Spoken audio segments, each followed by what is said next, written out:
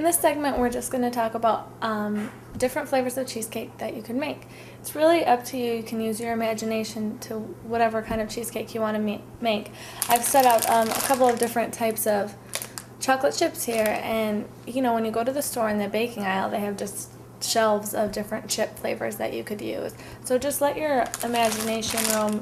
I like to use the chocolate mint ones and maybe make like a mint chocolate cheesecake around Christmas time. You can top it with some mint or crushed up candy canes on top, and it's pretty festive.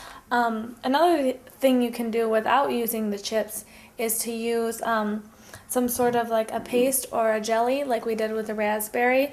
Instead of using raspberry, you could use like a cranberry sauce at Thanksgiving, or I like to make the pumpkin cheesecake. So you would just substitute the raspberry jam for either the cranberry or the pumpkin, and you can do a layer with cinnamon chips in it or a layer with white chocolate with the pumpkin.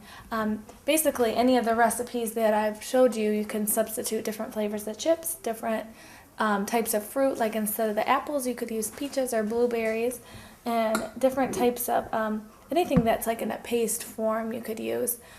Even applesauce, you could use that instead of the raspberry jam.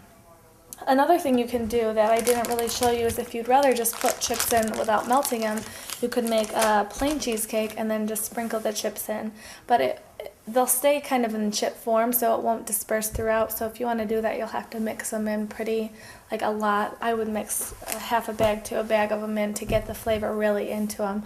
But other than that, you can use anything, whatever you can think of. Just let your imagination roam. Most flavors are, like I said, anything's possible with the chocolate peanut butter, anything like that. Just think of the season or the time of year that you're making it for. What if you're doing it for a birthday or something like that, just take into consider what the person likes, and you can probably make it.